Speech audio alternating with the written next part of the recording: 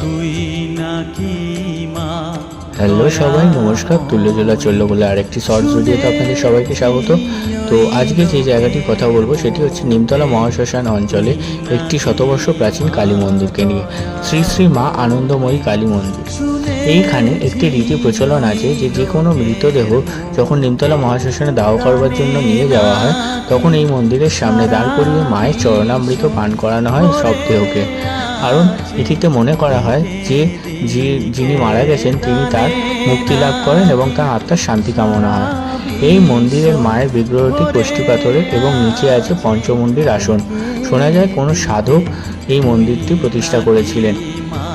তখন অবশ্য গঙ্গা এই মন্দিরের পাশ দিয়ে বয়ে যেত। পরবর্তীকালে গঙ্গার চর পড়ার জন্য আস্তে আস্তে জায়গাটা গঙ্গা থেকে দূরে হয়ে যায় এবং তারপরেই গঙ্গার দিকে যেতে গেলে পড়বে আপনার এই শিব মন্দিরটি। এই শিব মন্দিরটিকে বলা হয় আদি ভূতনাথ মন্দির।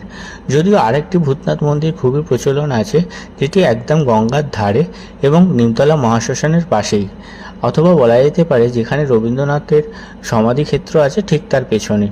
তো সেই ভিডিওটা আমি আরেকটা ভিডিওতে আপনাদের দেখাবো। তো এইখানে আজকের এই দুটো মন্দির দেখালাম, পরের ভিডিওতে আপনাকে ওই ভূতনাথ মন্দির আপনাদের দেখাবো। তো ভিডিওটি কেমন লাগলো জানাবেন। টাটা।